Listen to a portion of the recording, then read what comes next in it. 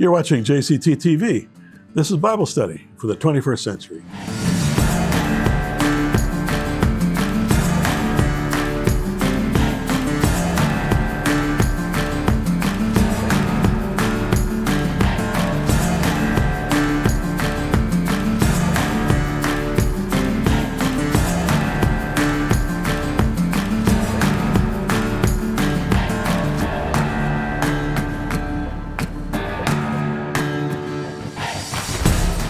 So welcome, friends. Jim Cantelon here. We are in Matthew chapter 23.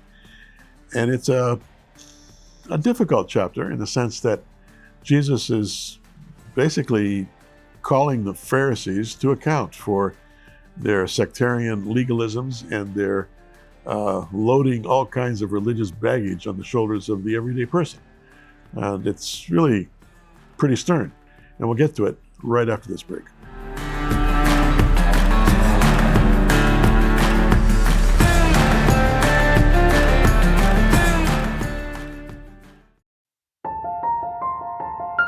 With your help, while working for orphans and widows, want to give a bicycle to our volunteers in Africa. Volunteers walk hours along winding, dusty roads to visit people who are sick and dying. They bathe and clean them, bring them medicines and food, and lots of care and support. Would you like to ride a bicycle this Christmas? What a difference a bicycle would make. Instead of 6 hours to get there, they can get there in 2. This Christmas, we're asking you to wrap up a bicycle. Here's how. Donate through our website, by phone or by check.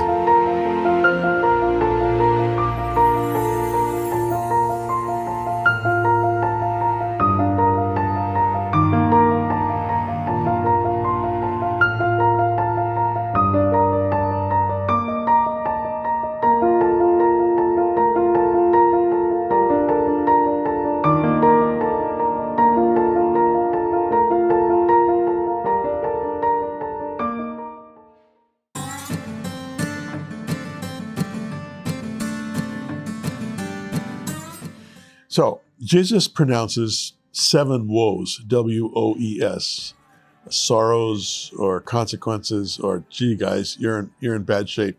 Whoa. In this 23rd chapter of Matthew.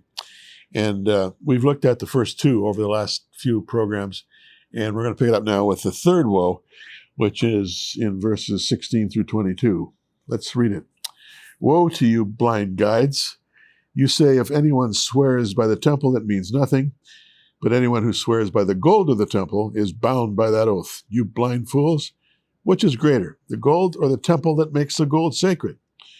You also say, if anyone swears by the altar, it means nothing, but anyone who swears by the gift on the altar is bound by that oath. You blind men, which is greater, the gift or the altar that makes the gift sacred? Therefore, anyone who swears by the altar swears by it and by everything on it. Anyone who swears by the temple swears by it and by the one who dwells in it. Now,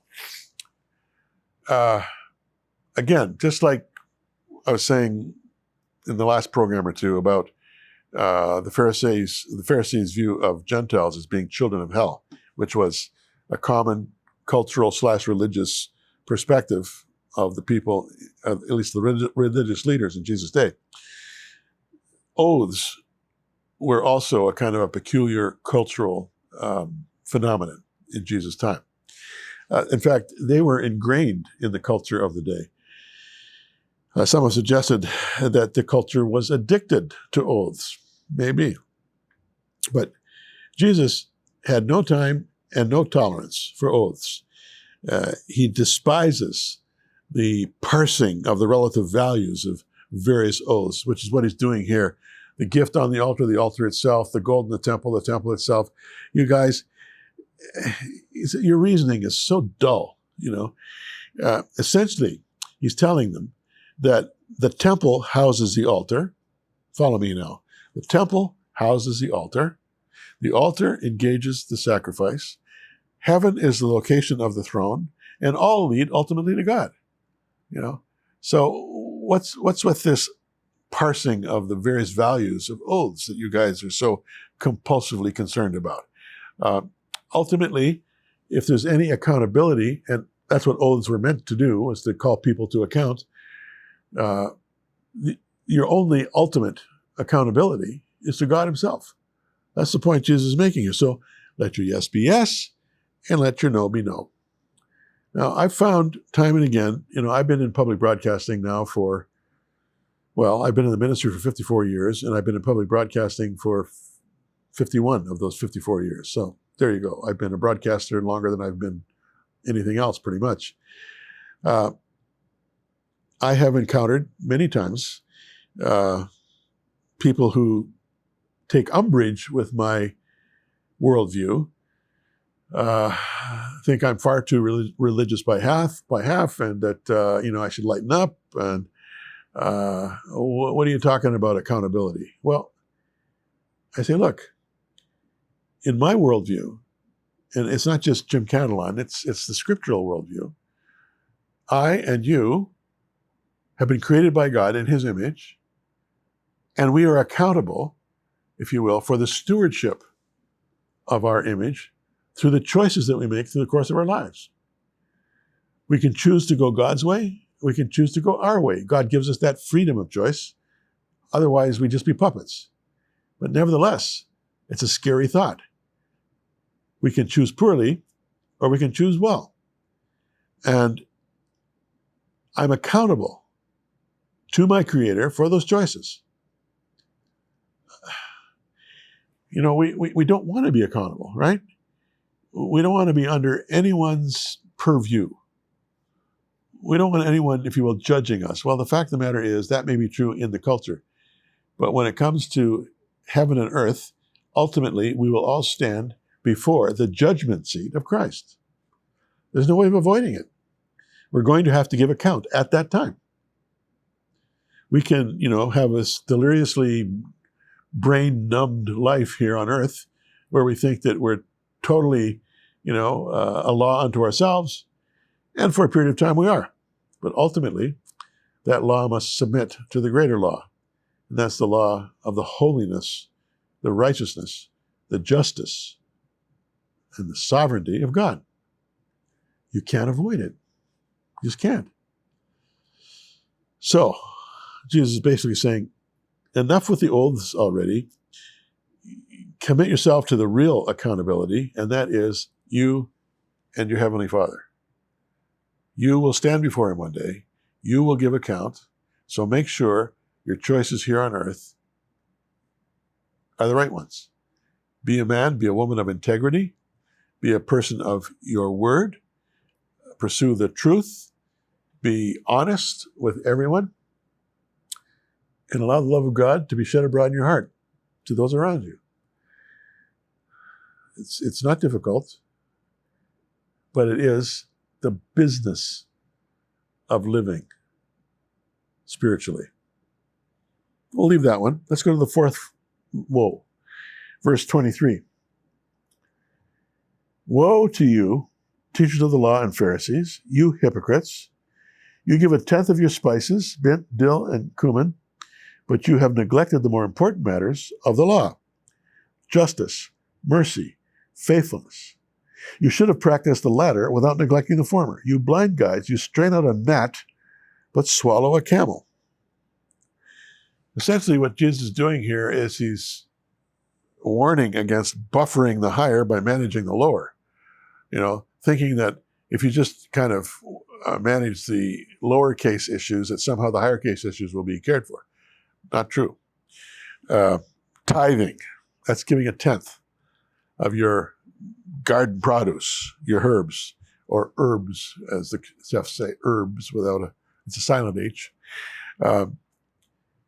That's no substitute for justice, for mercy, for faith and faithfulness.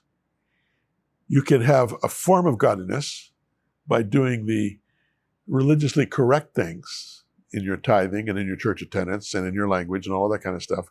But at the same time, you can look the other way when it comes to matters of injustice. You can be very merciless on your neighbor, and your life is anything but faithful service. Well, if you don't have justice, if you don't have mercy, if you don't have faithfulness, then you can bring all the produce you want to bring from your garden, and God's not impressed. Basically, it's what he's saying. The kind of spiritual perfectionism that strains gnats from one's drink while swallowing camels. And of course, this is hyperbole. Jesus often used hyperbole. But that process is rather like trying to pick a bit of sawdust from your neighbor's eye when you got, a cedar log in your own eye. Another instance of hyperbole on Jesus' teaching. You can be meticulous about righteousness and unjust at the same time. You can be so concerned about, your visible status as a spiritual person that you can be blind to matters of injustice and not care when people are being unjustly dealt with around you. In fact, you yourself can deal unjustly with others because I'm righteous. I'm performing all of the rules. You Pharisees, Jesus says, you've lost all sense of proportion. All sense of proportion. When you get right down to it, friends, life is a business proposition. There are highlights in our lives, like falling in love, getting married, having children, getting that master's degree at university or whatever, landing that great job, buying your first car, buying your first house. There's all kinds of interesting intervals, of joy in life. But between those intervals, there's the business of maintaining the car, business of paying the taxes on your house, business of meeting the needs of your wife on a day-to-day basis, even when the romance from time to time is a little haphazard. Business. Life has so much business to it. And if we're not faithful in the business aspect of living and just want to focus on the romantic or the easy or the slapdash kind of, whatever, you're not going to build a life at all. You're not going to have a sense of proportion. You're going to be easily influenced by others, easily led astray, easily influenced and seduced even to leave your wife for another woman and then her for another, easily influenced by the cultural standards and values around you. You need to have a sense of proportion. And that proportion comes from just understanding that God has created you in his image. You're accountable to him. You're to love him with all your heart, soul, mind, and strength. You're to love your neighbor as yourself. And get on with it.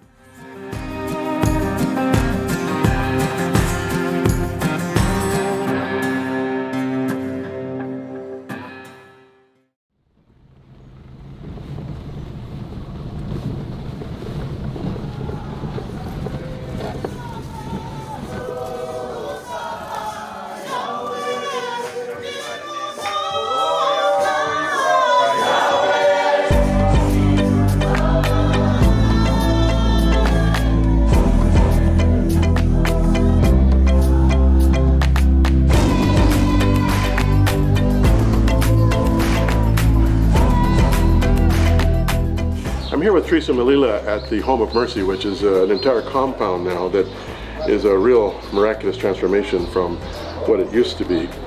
And we're in front of a brand new building, Teresa, that has just recently been built. Yeah. Tell us a bit about this. This building is the main hall, and during the cold season, we had nowhere to meet. So this is now the hall that we meet in during the cold season, but also it's a dining room. It has a kitchen, and this is the serving area you see here. It opens up. So we've had training here, quite a bit of training for counselors, for the students in the Berean and the Bible study groups, but also people who come in home-based care. We did the training here for home-based care too. So people come in here and they can learn in here, but they can also sleep in here. Because it's a sleeping facility. At night, they can use the facility to sleep. It's got a kitchen, it's got a stores, and this is a serving area. But it's very airy, as you can see. It's got a lot of windows. So even in the hot season, we can still sit in there. But during the rainy season, we don't normally have a place because the rain comes into the other hall. So this is the perfect place for us. And even the children, when they come, the survivors, this is where we sit with them. You mentioned the survivors. It's called the Home of Mercy for a reason. Yeah. We can maybe talk more about that in another segment. But you do have a number of little girls and young women who've been rescued from sexual abuse. Yeah, about 66 right now. So they're right adjacent to this building. Yeah. And they have access for feeding and all the other things you're talking about. And we meet every Friday with them in the afternoons. Since they've started school, now we're going to be meeting on Saturday. Terrific. Yeah. Thanks, Teresa. You're welcome.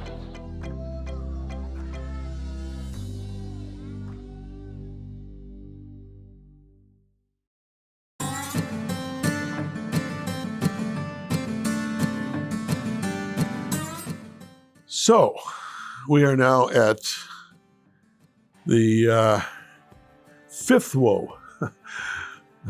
There's 7 of them, so we're almost done, friends. Hang in there with me, but I'm committed when I'm doing JCT to doing every verse of Matthew, Mark, Luke, Acts, and John. Every verse, every nuance that I am aware of, and try to make application. By the way, I've had people ask me, I keep saying it, but I still am asked, why Luke? I thought the Gospels there were 4. Well, there are 4 Gospels, but it's just that Acts is volume 2 of Luke, written to the same guy, Theophilus, by the dear and glorious physician, Luke, who, by the way, was a Gentile. What a study his life is. When we get to Luke in this circle of study, and we'll get there probably in about another year and a half, I'll give you some insight into that remarkable guy. Anyway, fifth woe, verse 25 of Matthew 23. Woe to you, teachers of the law and Pharisees, you hypocrites! You clean the outside of the cup and dish, but inside they're full of greed and self-indulgence. Blind Pharisees! First clean the inside of the cup and dish, and then the outside also will be clean. There's a well-known and much quoted statement that the Lord made to the prophet Samuel back in 1 Samuel chapter 16, when Samuel had been given the responsibility of finding someone to succeed Saul, who had failed miserably as Israel's first king. And the Lord said to Samuel, and I'll quote it here in the King James Version because that's the one that most people know. Man looketh on the outward appearance, but the Lord looketh on the heart. Man looks on the outside, God looks on the inside. Jesus had little regard for the Pharisees' clean hands religion. Outward purity means nothing if there is no inner purity. The heart tells the tale. What's the Bible say? As a man thinks in his heart, so is he. And boy, is that ever true. So let's follow that up and read the next woe. Verse 27, woe to you, teachers of the law and Pharisees, you hypocrites! You're like whitewashed tombs, which look beautiful on the outside, but on the inside are full of the bones of the dead and everything unclean. In the same way, on the outside you appear to people as righteous, but on the inside you're full of hypocrisy and wickedness. Oh, yikes. So, here we have the outside-inside theme again. The interesting detail, which can be missed, by the way, is that the whitewashing of graves was not for beauty, but it was for warning those who were walking in the vicinity. If a grave was not marked, it was easy to just walk over the grave, and in so doing, you're walking over the bones, the sacred bones of someone who is lying there, and it meant spiritual defilement that had to be followed with a very rigorous cleansing ritual. So this whitewashing of the graves, or the chalking of the graves, because some couldn't afford paint, but they got chalk, was refreshed from time to time, but especially once a year before Passover. So for a few months at least, they looked nice. And one might forget the decomposition which was inside, but that's what Jesus is talking about here. White on the outside, full of death on the inside. Now, when I lived in Jerusalem, and when I go back to do television features there, one of my favorite things to do is to go to the Mount of Olives. Mount of Olives is on the east side of the Kidron Valley. The Kidron Valley is on the east side of the eastern wall of the old city of Jerusalem. The Kidron Valley is about maybe 200 feet steep now. In Jesus' time, it may have been 300 to 400 feet steep, but it's been filled in over the centuries by the walls of Jerusalem have been knocked down and thrown into the valley by various conquering armies, but it's been built up, but it's still a valley. And I've driven it, of course, many times, most of the time, but I've also walked it. And you walk from up here on Mount Zion, you go down into the Kidron Valley and to the bottom, and then you start walking up the Mount of Olives. And on the side of the Mount of Olives, on the western side of the Mount of Olives, are hundreds of graves. And these are mainly, I think they're exclusively actually Jewish graves. And the stonework is beautiful. Back in Jesus' time, they couldn't afford some of the beautiful white marble that the last century or so of Jewish families have been able to afford. So there's no need to whitewash them. They're very, very obvious. But back in Jesus' time, if there was some kind of a stone there, it had to be whitewashed at least once or twice a year. And many were just buried in the ground with maybe a little marker, just flat, horizontal on the ground. And it had to be whitewashed or chalked in order for people to avoid walking on it. So that was the essential imagery that Jesus was using. And it's interesting that, especially in his ministry of telling parables, 8 times, 9 times out of 10, Jesus would use something that was right there. You know, a flock of sheep that was walking by, or, you know, a leper over there in that cave, or some poor street guy here at the temple praying and weeping his eyes out. He would use what was around him as the crowds were there, and he would have a life lesson, a teaching that they could relate to, because they're looking at what he was just looking at. And he would turn it to his advantage in terms of making it a kind of a didactic or a teaching moment. And that's what Jesus is doing here with this comment about the whitewashed graves. Okay, clean on the outside, dirty on the inside. I don't think I have to say much about that. We can all relate to that. We can be squeaky clean out of the shower and be full of scheming and plotting and evil thoughts on the inside. You can't shower your brain. You can't cleanse your soul. Only Christ can do that. 7th woe, verse 29 here. Yeah, let's go to verse 29. Woe to you, teachers of the law and Pharisees, you hypocrites! You build tombs for the prophets and decorate the graves of the righteous, and you say, if we lived in the days of our ancestors, we would not have taken part with them in shedding the blood of the prophets. So you testify against yourselves that you are the descendants of those who murdered the prophets. Go ahead then. Complete what your ancestors started. You snakes, you brood of vipers. How do you escape being condemned to hell? By the way,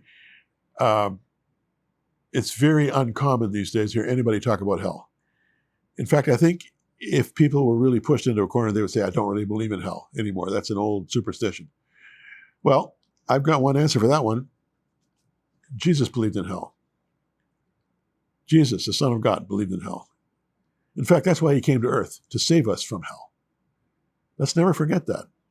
We're living in a very dangerous place here on planet Earth, where we have been given freedom of choice, but we can choose to do the right, we can choose to do the wrong. If we choose to do the wrong, well, we will bear the consequences.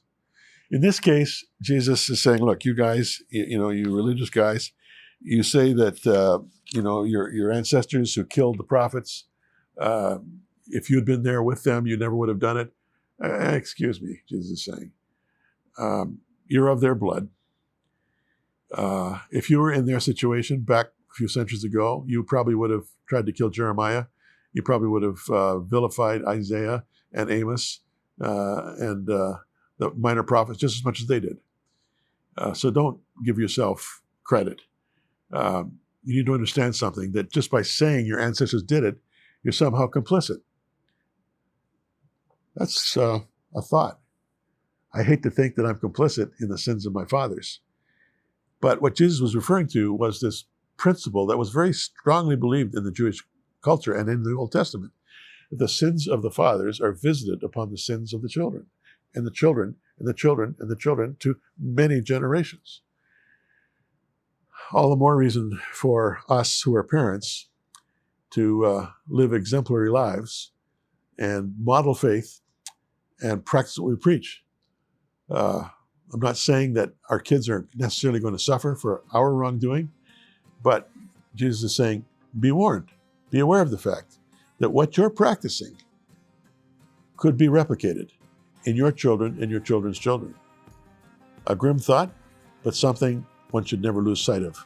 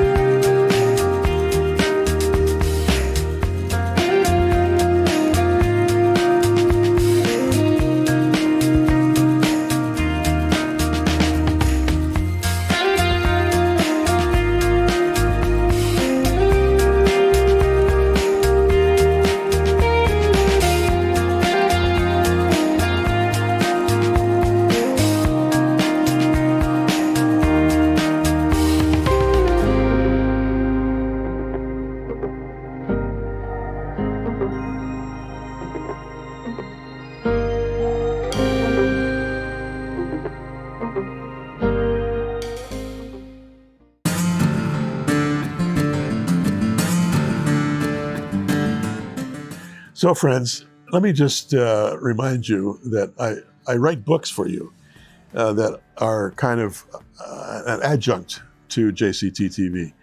One of them is called Cantelon's Casual Commentary. Another one's called Opening the Windows of Your Soul.